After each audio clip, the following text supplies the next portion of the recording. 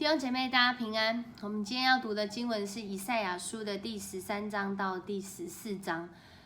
在第13章开始一直到23章呢，都讲到了上帝透过以赛亚先知所发出的预言，他要审判列国。而在第13章到第14章，就讲到3个地方，一个是巴比伦，一个是亚述，还有一个是非利士。在第13章一开始呢，上帝就说他要呼召他的勇士来审判巴比伦。整个13章在写这个巴比伦毁灭的景况是什么样子，而在第13章也有讲到为什么他们会经历这个毁灭为什么上帝的审判临到他们是经历毁灭呢？因为上主说他要惩罚这个世界，责罚邪恶人的邪恶，终止骄傲人的骄傲，贬低这些残忍自大的人，而经得起这试炼的人呢，会比纯金还少。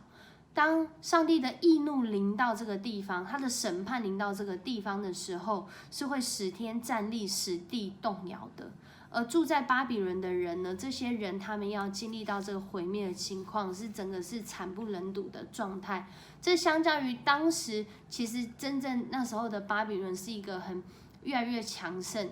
的一个国家，强盛到后来他是征服了那个地方，征服他邻近的各国，甚至他毁灭了这个犹大国。不过在更未来的日子里面，上帝却预告了，即使这样强大的国家，他们仍然要经历上帝的审判。而当上帝的审判临到，若是我们所行的是邪恶、骄傲、残忍、自大，我们自遭毁灭的情况更是让我们觉得惨烈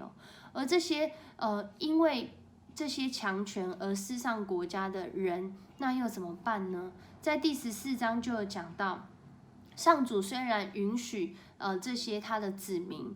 流亡，但是他也要再度对他的儿女显出慈爱，他要把他们找回来。许多的国家在第14章2节要协助他们，带他们回到上主所赐的土地，而且要做他们的奴婢，服侍他们。从前俘虏他们的人呢，到现在反倒成了这些以色列人的奴隶。这其实是对当时很难想象的以色列人要统治那些从前虐待他们的人，因为上主要除掉这些以色列人的悲伤和痛苦，不再有人强迫他们做苦工。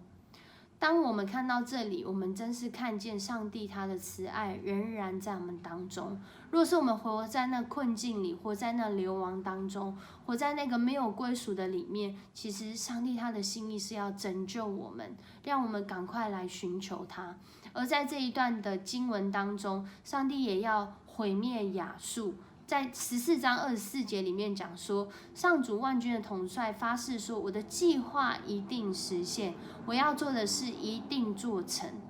在这边讲到，对当时来讲很难想象，亚述这么强大的国家，而后巴比伦又兴起灭掉亚述，也成为一个强大的国家，这些人怎么可能会灭亡呢？可是上主让我们看见一个更长的时间，从他的眼光来看见未来他要来掌权。即使我们现在微小，即使我们现在困苦，即使我们现在穷困，却因为上帝能够经历平安。反倒非利士人他们寻求旁边周边国家的同盟，想要来对抗亚述，但是